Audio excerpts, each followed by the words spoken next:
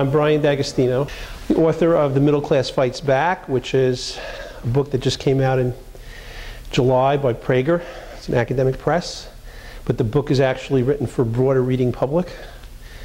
I'm pleased to say I got an endorsement from Cornell West. So I'm off to a propitious start. So my book is really about the possibility for some far-reaching political change in the world now that we have what I would like to think of as a sleeping giant that's awakening, the middle class. Historically, the middle class has always identified itself with the rich in the United States on the theory that if people work hard and are frugal, they'll become rich. So the idea that people became very rich was considered to be a good thing, and everyone wanted to be very rich, and So, however, since at least 1980, we've seen a deindustrialization of the country occurring and a decline in the middle class, or at least a leveling off of median income. So, while it used to be the American dream was that everyone thought that that they would be able to improve their condition through hard work and prosperity, and that their children would be better off than they were, and so on. That's kind of coming into question now. And I think the Occupy movement was really a kind of a turning point in this shift in consciousness. And now, instead of the middle class feeling like it's identified with the rich, we have the 1% and the 99%, which means that the middle class is identifying with the poor, which is like really new. Okay, this is new. So we have the possibility of, I think, some far-reaching change, political change. So in that context, let me start to talk a little bit about violence, and because that's on everyone's mind. And I think it's probably correct to say that we have a culture of violence in the United States. And just think of how pervasive it is. We give boys guns to play, toy guns to play with, and toy soldiers. They're dolls, but we don't call them dolls. We call them toy soldiers, right? So basically, socializing males from an early age into this idea that violence is part of, it's a good thing. It's something that can be glorified or should be glorified. And then, of course, it's glorified in video games, it's glorified in sports, we have violent sports. And finally, at the apex of this culture, we have large-scale violence. We have violence on an unimaginably large scale. People don't even think about how our entire society is based on a national security state, which includes thousands of nuclear weapons, submarines, aircraft carriers, fighter aircraft, warships, tanks, missiles, hundreds of military bases around the world, millions of troops deployed in the four corners of the earth, at a cost of about $1 trillion a year if you count up all the moving parts to this. It's not just the Department of Defense budget. These monies actually are in a lot of other things. So I would like to suggest that this culture of violence that we see all around us, the good news is that it does not arise, I don't think it does arise from ordinary people. In fact, opinion research has shown that ordinary people are not that militaristic. The majority of Americans are not flag-waving enthusiasts of military power. The majority of Americans are not gun enthusiasts. And yet, somehow, this culture of violence is pervasive, and yet even these people who on a gut level may not be gun enthusiasts still give their children, their boys especially, toy guns to play with. So like, what's going on here, right? So there's a culture that goes beyond the individual gut level feelings of people. And I would like to suggest that the reason for that is that the small subculture of gun enthusiasts and the small subculture of militarists underpin this larger system of war and of violence, which does not serve the interests of ordinary people. And in fact, ordinary people, if they really understood what was being done in their name, would not support this, but are mystified by what they're told about it, that we need this for national security. So right now, the biggest thing is terrorism. And this is part of the propaganda that the national security elites, which encompass big corporations like the oil companies and the defense contractors, as well as this Pentagon bureaucracy and Pentagon planners. So we have elites, we have institutionalized power that benefits from militarism and benefits from the glorification of violence. And we see this on a number of levels. For example, in the case of this tragedy in Sandy Hook, the mother of the Adam Lanza killed all these children with a semi-automatic rifle of the kind used in Afghanistan. It's like it's mind-boggling. It's just mind-boggling. What could possibly justify private citizens having a semi-automatic weapon of this kind? You know, it's just I just can't wrap my mind around that. It's not a hunting rifle.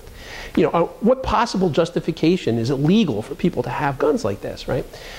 So this is surely now, these questions are surely going to be asked now, and there's going to be a discussion about this. But I want to make a broader point, and that is there's a gun industry that's pushing this stuff.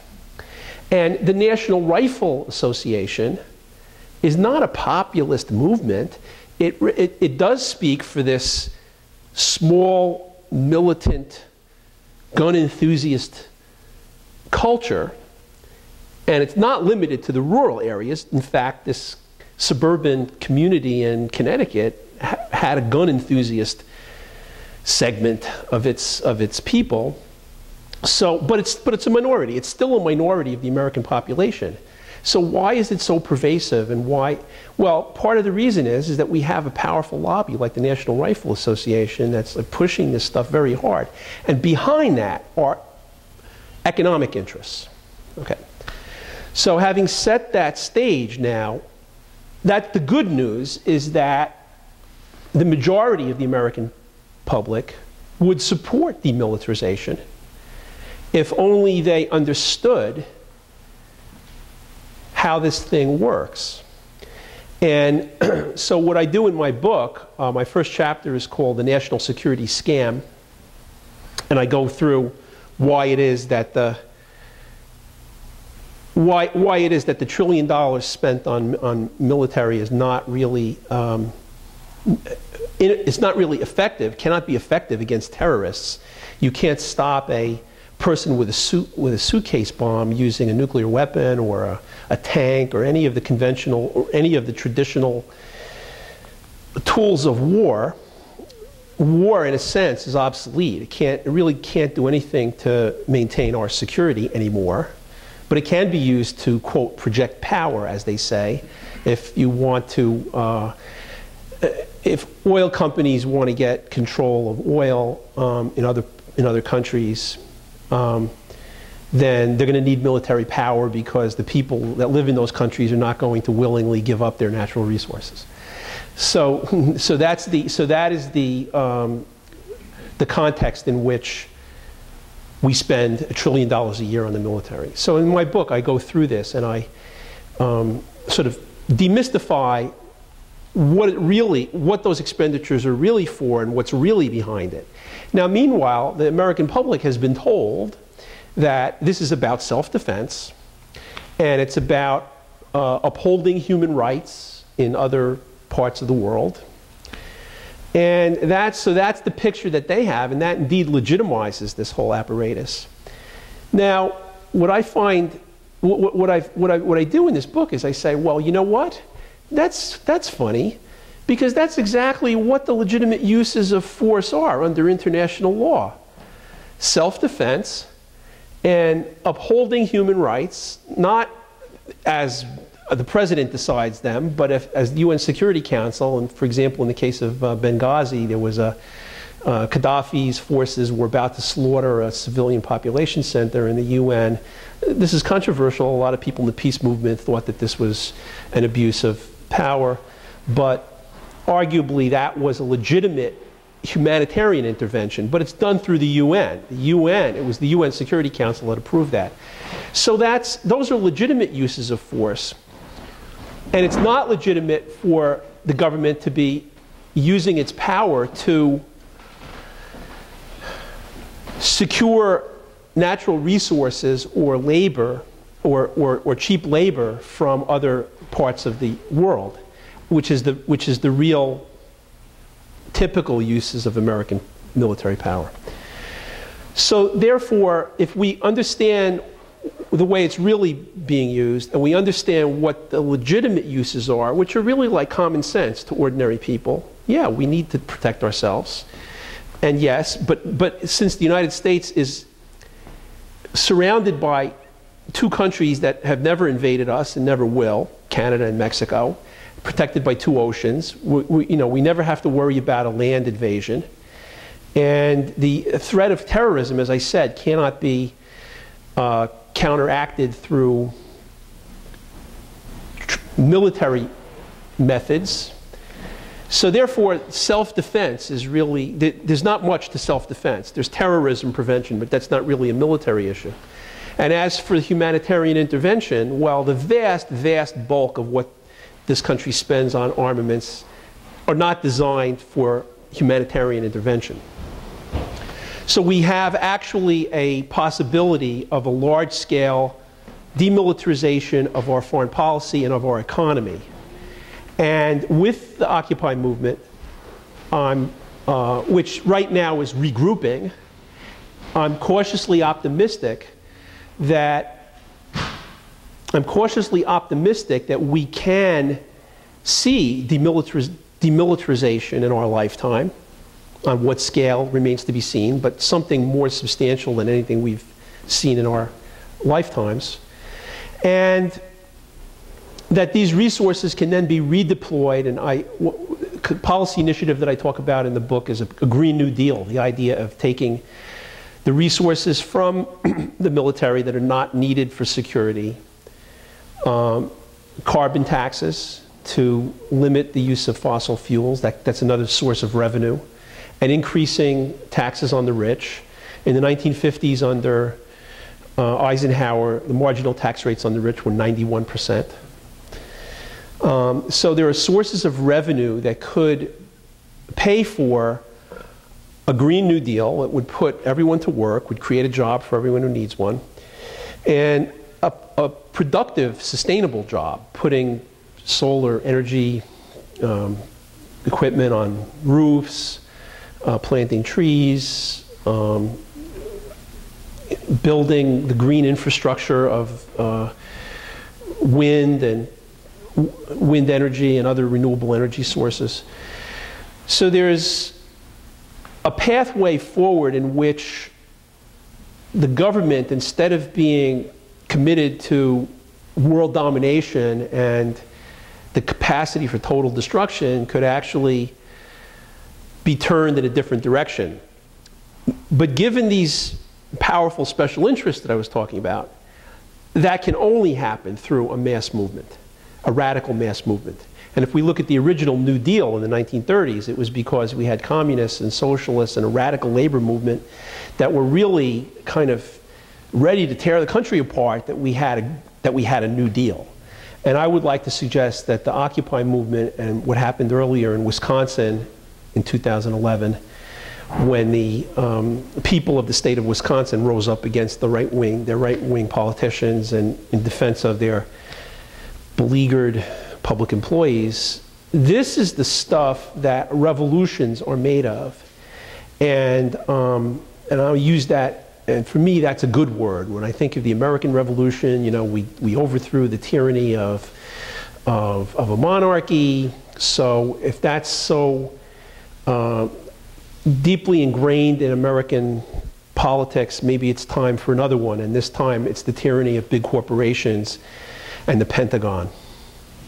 Let me stop there, and then we can maybe have, so now I'd like the rest of this to be dialogue. And in fact, it would be nice if we had a semicircle, but if not, maybe you can just, if you want to turn your chairs, other people can see you, or at least... How would you define middle class as entitled people? Great question. This is a very complicated question if you want to try to define it sociologically. And so what I do in my book is I cut the Gordian knot of this question by defining it economically. And essentially what I mean by middle class is anyone who pays income taxes and is not rich. And by rich, we're talking about somewhere between $200,000 and $350,000 in income will be rich. If you take Occupy Wall Street's 1%, that would be $350,000 and up. The so-called Bush tax cuts on the rich were like $200,000 or $250,000 and up. In my book, I used $200,000 because I wanted to get tax data. I wanted to see who's paying most of the taxes. And so I had to use the intervals for which tax data are available. And it turns out that people who make from $20,000 to $200,000, that's the middle class. Some of those people that make $20,000 are really under the poverty line. But those people don't pay income taxes. So all the people who pay income taxes in the interval from $20,000 to $200,000 pay about 60% of the federal revenues that are used to support the state. And of that, $1 trillion goes into the war economy and the so-called national security state. So we're talking about like $600 billion coming out of the middle class, defined as people who are from $20,000 to $200,000 in income.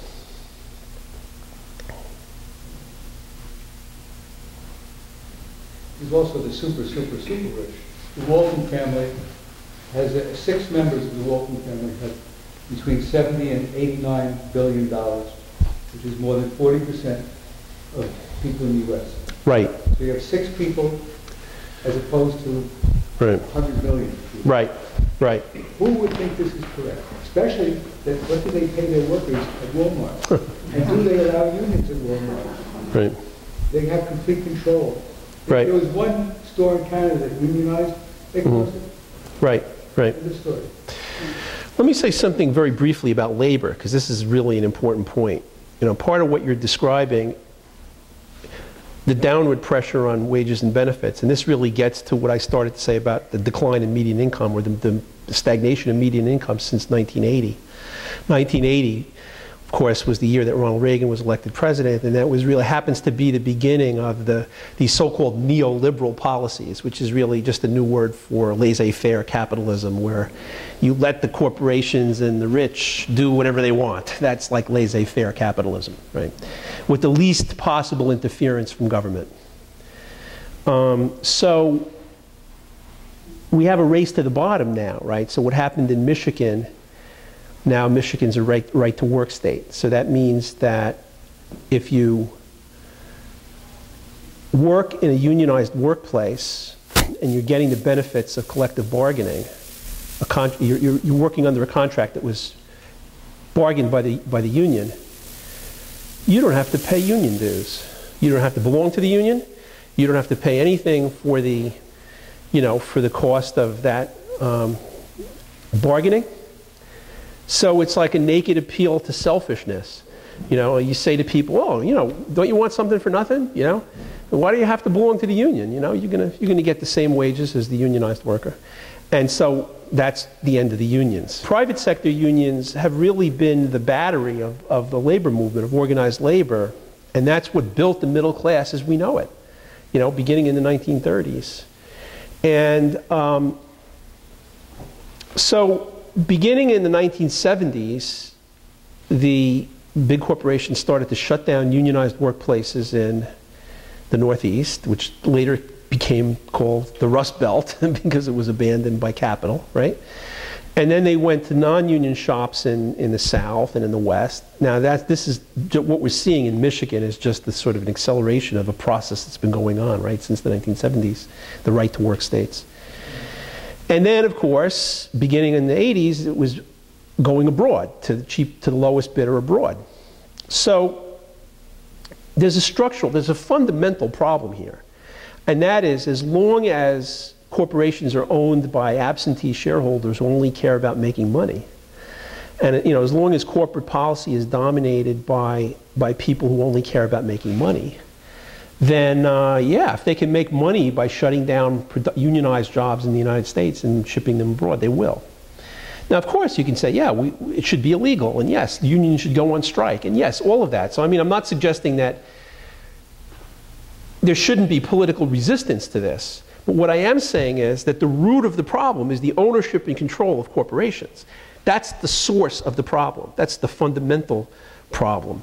Yes? But the fallacy is, if the workers don't have money, they can't buy the products. At that point, where are the products going to be sold? There's going to be a limit to who can buy the products if people don't have the money to buy it. Well, right, but what's happening now, in fact, that's the reason that's the reason we had a housing bubble, which was basically Wall Street had to pump up credit, to consumer credit, because people's wages weren't supporting the purchasing of goods and services, right? And now, interestingly enough,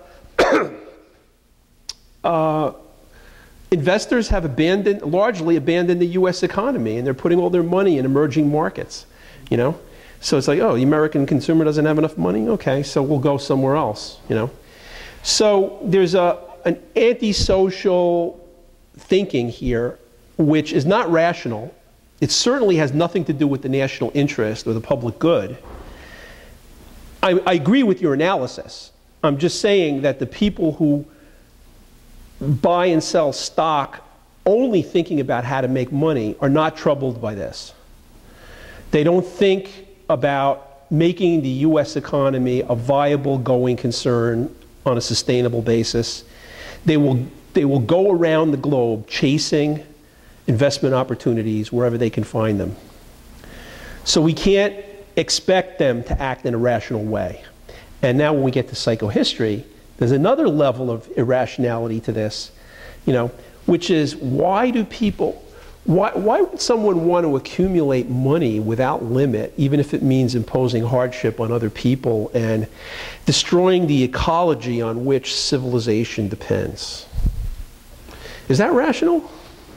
I think it's spelled G-R-E-E-D. Yes, it's greed, exactly. It's greed. It's all good old-fashioned greed. But if you ask the question, why are some people so greedy that they will do things that are self-destructive, that they will kill the goose that lays the golden egg, that gets you into the realm of psychohistory. So we have Gilda here is from the International Psychohistory Association. That's how I know her. And, yeah, and you could get into the irrational psychology of these things, which is another interesting topic unto itself.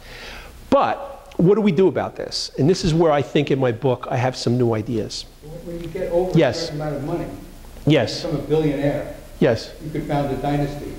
And you don't care what happens, your family will be wealthy forever. Well, that's right. That's right. And like I said, there's so many investment opportunities in so many parts of the world that you can continue to accumulate wealth even though you're wreaking havoc on the lives of the vast majority of people. Right, and that's exactly what's going on. Millionaires want to be billionaires. Right. So let me suggest that one of the ideas in this book, it's in my chapter called "Markets Without Capitalism," and you'll see in a minute why I call it that. I say the root of the problem, as I said a few minutes ago, is the ownership and control of corporations, and not just publicly traded corporations, small businesses too. If they're owned by someone who only cares about making money, they're going to squeeze their workers, they're going to cut corners in various other ways. And so you're going to get policies and practices that do not create general prosperity. And in the extreme case now, that even threaten our survival, if you think about global warming and fossil fuels, the fossil fuel economy. So what's the way out? Well, we have to say if the problem is the ownership and control of enterprises by people who are only interested in profit, then the solution may be the ownership and control of corporations by their workers and enterprises by their workers. Germany has. Yes, Germany has co-determination, and I have the idea that I have for the United States would achieve much the same thing through a slightly different route is, what if instead of having a race to the bottom where individuals and states and countries compete for the favor of corporations, what if we had a race to the top in which the corporations had to compete for people's consumer dollars? Okay, so example. Wait, let me just finish this thought. Okay, so here's the game. All right. So instead of the corporate income tax, corporations are supposed to pay something like 30% of their revenues as corporate income tax, and there's all these loopholes, and they get away. Many of them get away with not paying that. So what if we said, look, no more. You're going to pay your 30%. Everyone's going to pay 30% corporate income tax, but we'll give you no income tax. Well, you don't have to pay any income tax. Here's an option. Instead of paying income tax, create equity for your workers of equivalent value. And you give stock to your workers of equivalent value, 30% of your revenues. Then the workers share in the profits. The workers have representatives on the board of directors. Okay, changes the whole ball game. They understand now the internal. Now they've got access to the books of the corporation. Okay, that would be a completely different ball. That's a game changer. Now, the reason I call it a race to the top is the vast majority of corporations are going to say, no, we're not going to go there. We'd rather pay the income taxes, or we'd rather at least, whittle them down as far as we can get them. Fine. But then you have a few enlightened corporations that will do this. You will inevitably have some that see the wisdom of this. Hey, you know what? If we don't have to pay corporate income tax, if we get rid of the burden of the corporate income tax, and if we empower our workers, we're going to do better as a corporation. Right? So some corporations that are not completely corrupt, if their boards of directors are not completely corrupt, and their people, somebody's at home there, and they're, then yeah, some of them will do that, and indeed, that would then create a whole different dynamic, because now those companies would prosper, and the companies that are clinging to the past would be sort of getting the crumbs, and that would be a different ballgame. Then corporations would have to play a different game, which would create a race to the top. Okay, so that's one policy initiative that I talk about in this book. Is there a precedent for that, Brian? Well, like the German co-determination that, oh gosh, sorry. No, I'm looking for my map of names. Gosh, sorry, David. So what David was saying, in Germany you have co-determination, and in a way this goes a little beyond co-determination because it really involves worker equity. But the idea that workers would be, would be co-owners is not a completely outlandish idea. I think that this is just a policy initiative that would make a very rapid change in the structure of ownership and control in corporations. It's very simple, but it's an idea that has to be somehow parlayed out of this room and into the mainstream, and that's where the mass movement comes in. That's why I think if an idea like this could capture the imagination of the Occupy movement or of liberal progressive think tanks that really want to change the structure of power in this country, this is an idea that could have legs. Yes? I wanted to invite envisioning a public discussion along the lines, as the point you made, that we find at the center of the decision-making process of corporations people who are truly oriented for the best interest of the public and the planet. And in order to have that, I would imagine we have to think out loud about creating public ownership of the corporations. Right. Right. As opposed to, and then as far as a partnership between the public and the workers as far as respecting the full dignity of all the people concerned. Right, right. So, yes. That would be branded socialism. Yeah. Well, you know, it's interesting how socialism is making a comeback. You know, it used to be that that was a dirty word, and that was really kind of like a product of the Cold War. And now, more recently, there were these right-wing politicians that were branding Obama a socialist. And, you know, the young people didn't really know what that was. They were, social, what's that, you know? And then once they found out what it was, they said, oh, that sounds good. That sounds like a good idea. You know, so it doesn't have quite the same, you know. But the truth is that socialism in its classical form, and I grew up in that tradition. You know, Connie and I were members of DSA, Democratic Socialists of America. In its classical form, I think it was unduly reliant on the state to own the means of production. And when you say public ownership of the means of production, in practice, what does that mean? Does it mean state ownership? Okay, so that's certainly better than what we have, right, for sure. And certainly look at examples like Germany and places like this, we have public corporations. I mean, I think it would be great if our banks were publicly owned, for example. I mean, a lot of our corporations should be publicly owned. But I want to take this notion of democracy to its final conclusion, which is that if workplaces were actually democratically organized and owned and controlled by the people that work in them, we would have not only a more just system, but one that worked better. Yes? I just came in at the end of this. Today's worker is not the worker of 40 and 50 and 60 years ago. Today's worker does not have the ethic. I've been in organized labor, and I'm still always will be a friend of organized labor.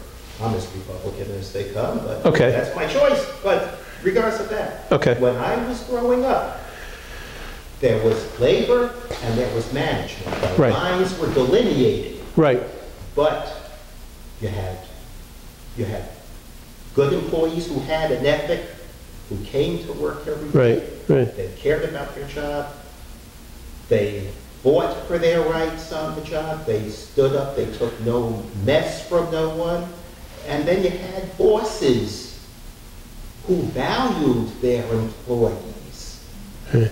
You don't have that anymore. You don't have the genteel bosses that you also would find in church on Sunday mornings anymore.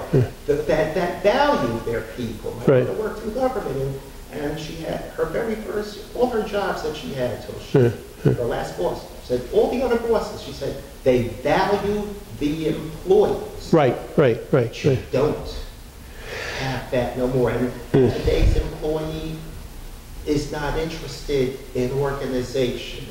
They are being played both ends against the middle, or they're playing both ends against the middle.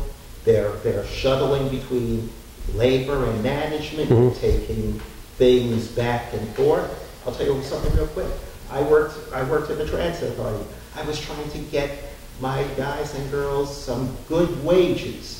That I was on the negotiating committee, and I had 3 co-workers. They're supposed to be my union brothers and sisters.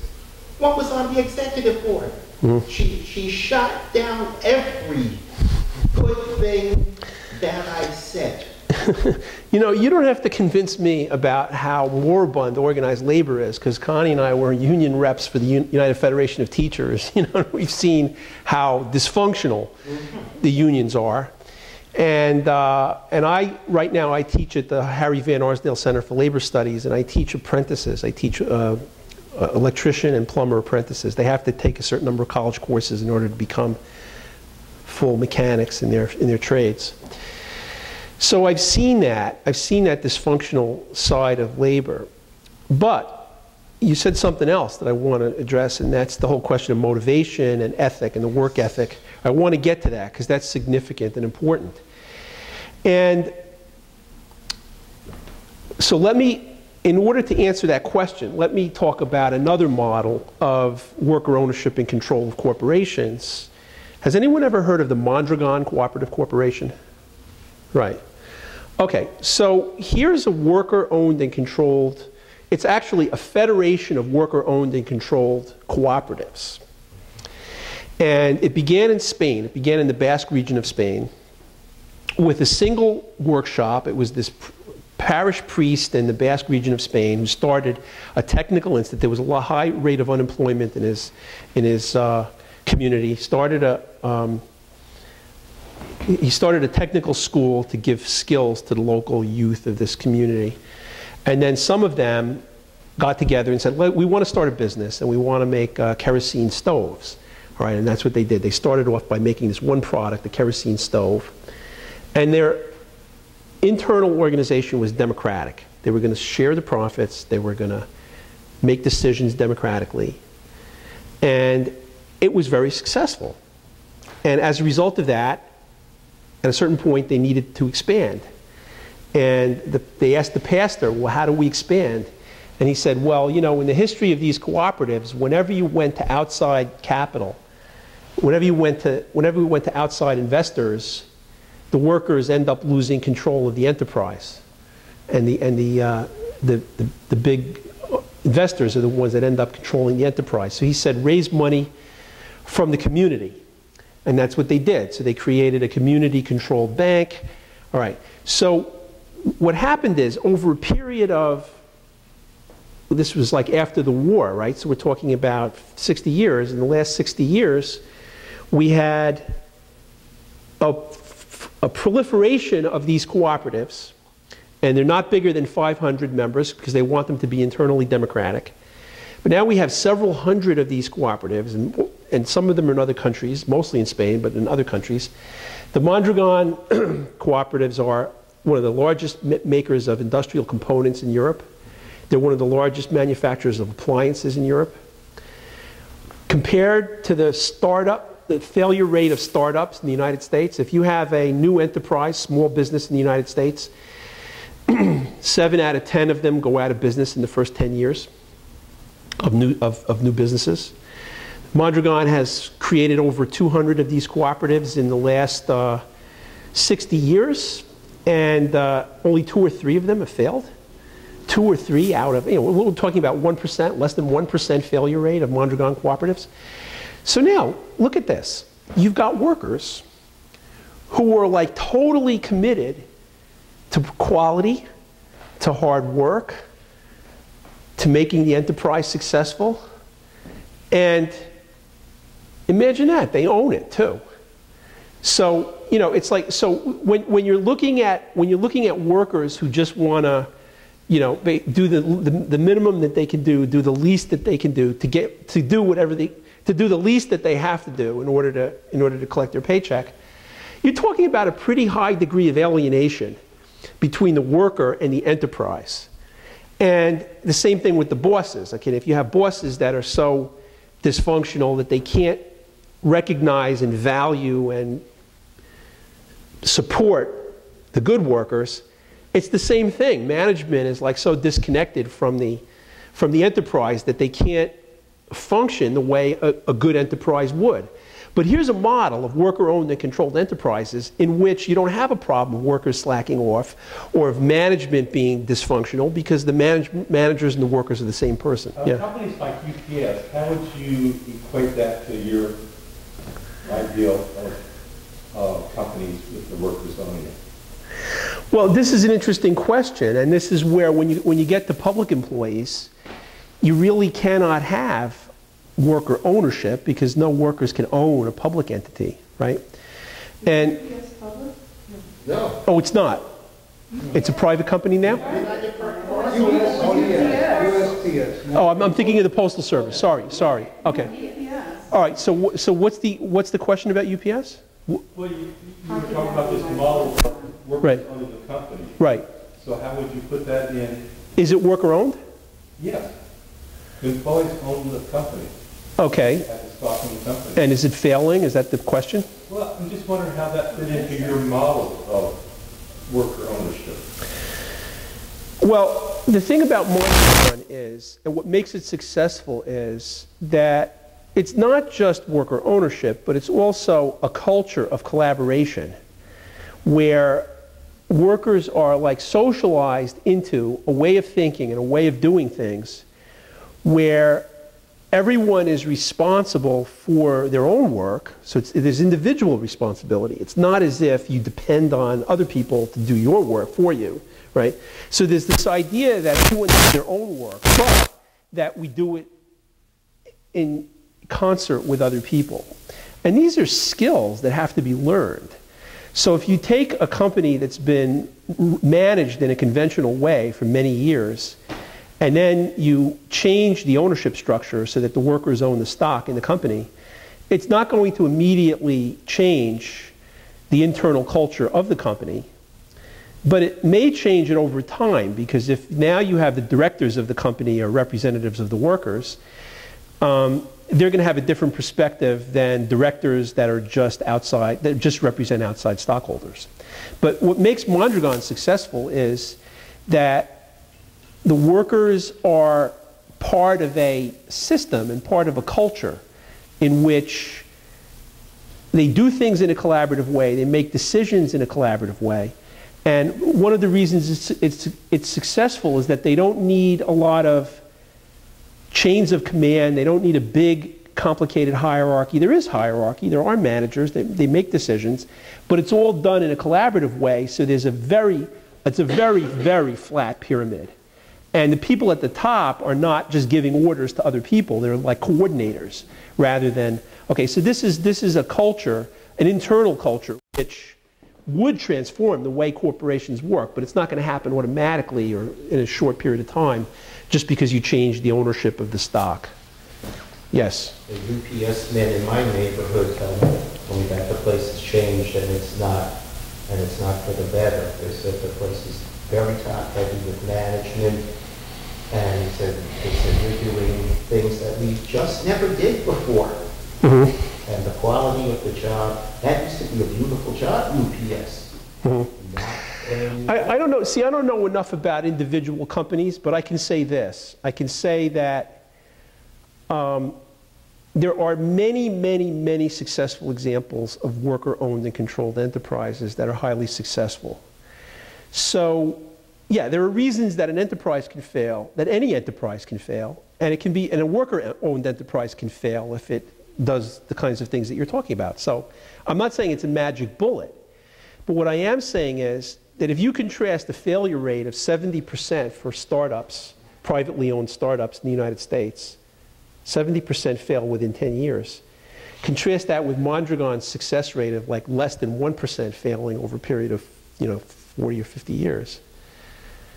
You have to say that, well, at least the worker-owned enterprises are at least as good as the ones, right? I mean, that's a pretty dramatic thing. You'd have to say, wow, it's like way, way better, okay? But even if you're a Republican, let's say, and you're not convinced that it's way, way better, you have to admit that at least it's a viable model, okay? And that's the, and so that's, I think, something that could change the way workplaces operate. But like I said, if you don't have the culture, if you don't have... The culture has to be created. The culture has to be created. You don't have the people with the ethic. The ethic is part of a culture. The ethic is part of a culture. If you've worked in an organization in which everything is alienated, you work in an organization where most people, this is the way most people's workplaces are. They go to work in the morning, okay, and you report to a boss who's an asshole, and they don't care about you. They don't understand the work that you do. I don't mean to insult anyone who's a boss, okay, because it's not that individual people are, deficient. And this is where I guess I disagree with you. It's not the individual people. It's the organization. It's the culture of the way the organization works. The bosses are just as alienated from their work as the frontline workers are, okay? So what I'm saying is, but let's look at what's going on here. What's going on here is you have these organizations that are owned and controlled by people who only care about making money, all right? And you have unimaginable corruption at the top.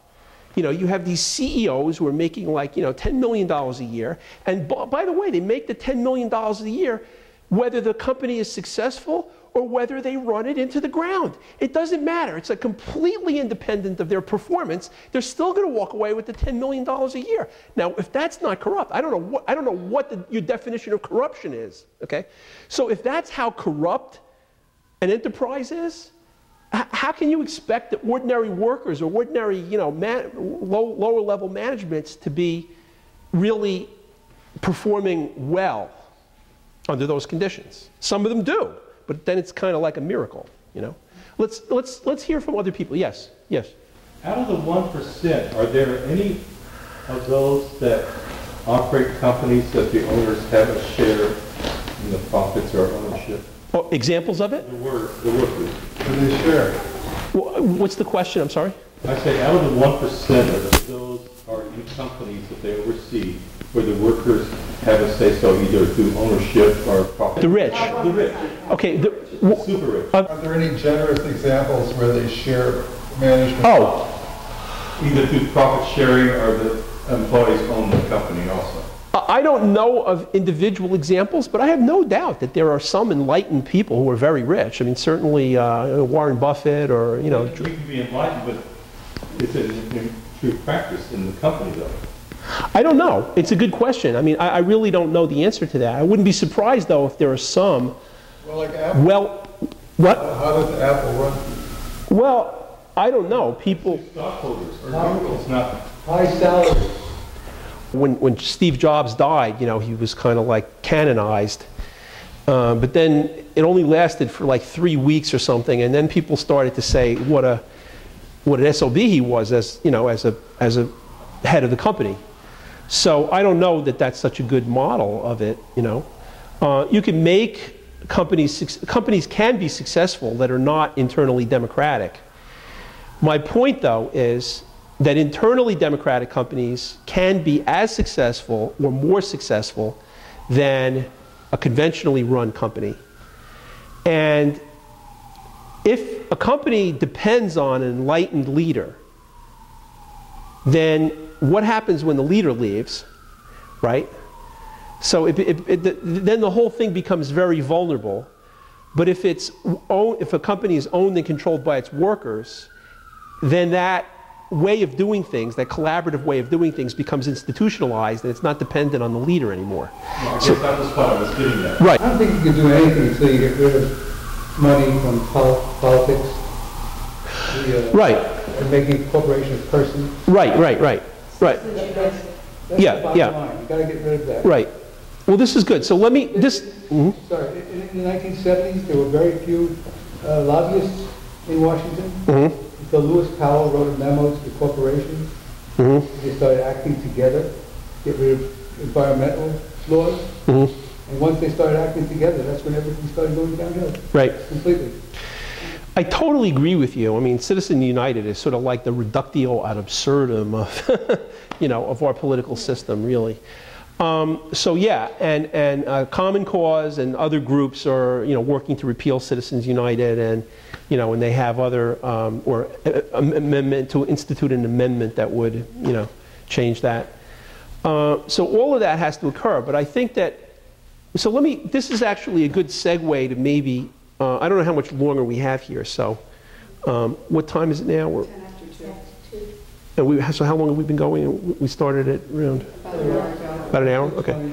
So should we take, I just want to get a sense now how much longer we want to be here. So another 20 minutes, 10 minutes? You want to wrap it up? Yeah. I personally have to leave. Okay, all right. So here's what I'll do. Let me wrap this up, and then we can continue this conversation among the few people. If people want to continue the conversation, we can, all right?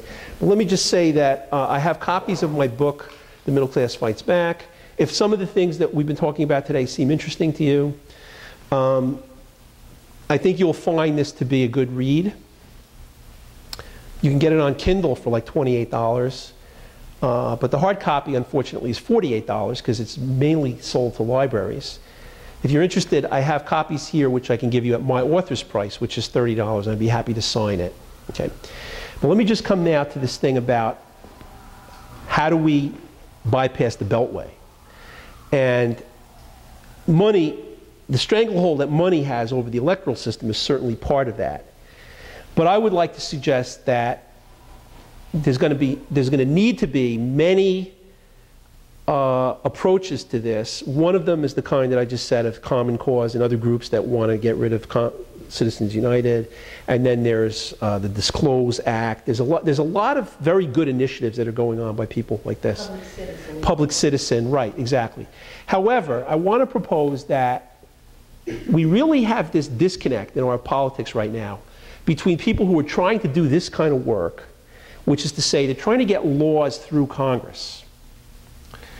And on the one hand, and on the other hand, you have people in the Occupy movement who look at the Beltway and they say, sorry folks, this is like FUBAR, okay? I'm not going to say what that means if you even know that it's a technical term. It means messed up beyond all repair, okay? So that the Beltway, so that you're never going to get any fundamental change through the political system the way it is right now. That's the sense. Now, in a sense, both sides are right. Both sides are right in the sense that if something's going to change, you have to get legislation passed somehow. On the other hand, if you look at the way our political system works, it's you're not going to get the Green New Deal. You're not going to get worker ownership and control. You're not going to get the kinds of things that we probably would all agree would make our system better. So here's my suggestion. We draft Green New Deal legislation, and I'm in conversation with Jeffrey Sachs from Columbia, from the Earth Institute. Maybe I'm trying to get a think tank that would do this. Maybe the Earth Institute would, or Institute for Policy Studies in Washington, or I got to get somebody to commit to this project. But if we could draft Green New Deal legislation, for example, it could include a component of demilitarizing the economy and directing those resources into sustainable livelihoods.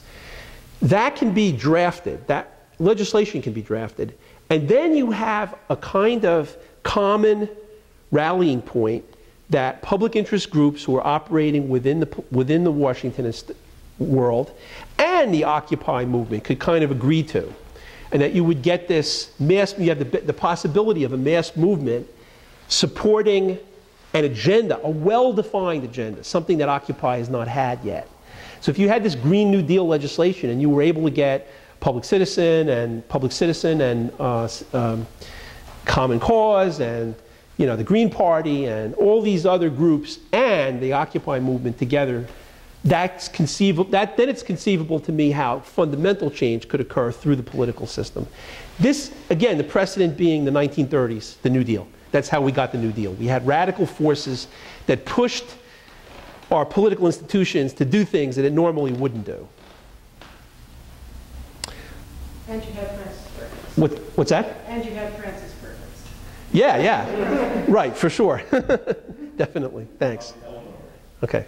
So we could continue talking for those who want to, and like I said, I'm happy to sell you books. Please do take at least the brochure for my book. And in here also is my website. Please, I'll write you.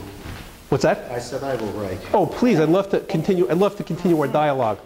You speak my language. Okay, good. Make it out to your name. You can. Yes.